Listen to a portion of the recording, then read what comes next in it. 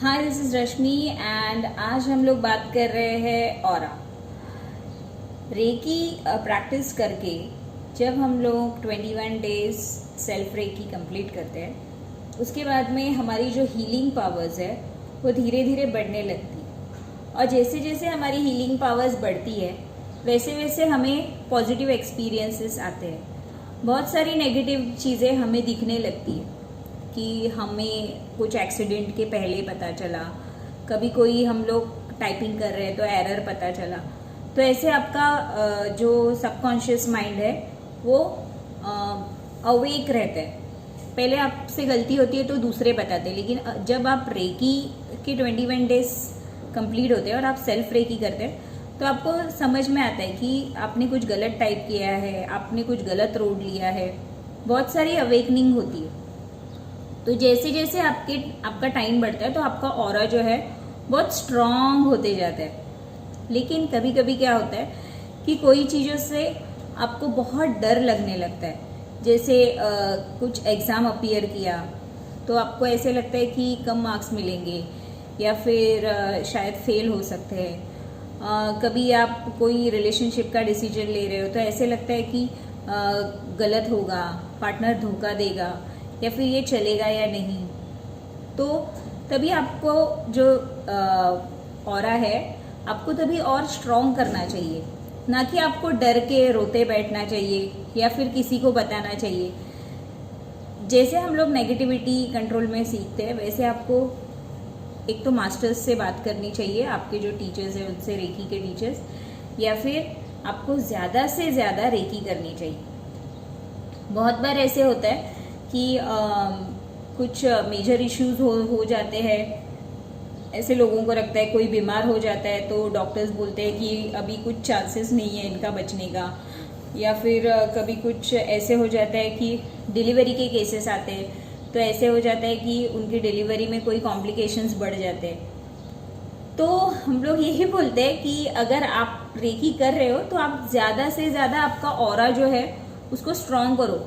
आप जैसे 108 टाइम्स आप माला जापते हो तो 108 टाइम्स माला जापते वक्त अगर आपको किसी ने टोका बीच में तो आप मुंह नहीं खोलते, आप आपका जाप चालू रखते हो। तो वैसे ही जब आप ऑरा बढ़ा रहे हो और आपको नेगेटिविटी से फाइट करना है या फिर उस सिचुएशन से बाहर आना है तो आपको रेकी ज़्यादा से ज़्यादा टाइम बढ़ानी है। मैं आपको अभी एक सिंपल तरीका बताती हूँ।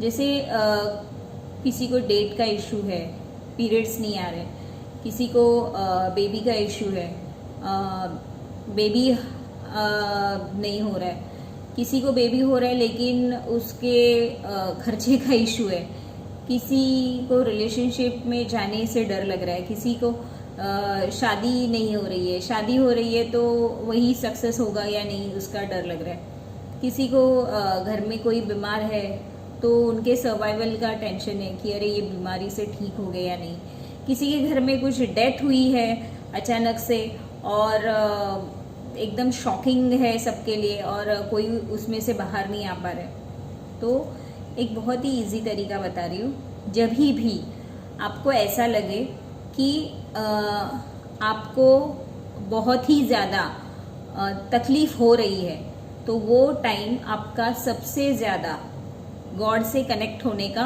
और नेचर से कनेक्ट होने का है, ना कि लोगों के सामने आपको रोते बैठने का और आपका जो दर्द है उसको बांटने का।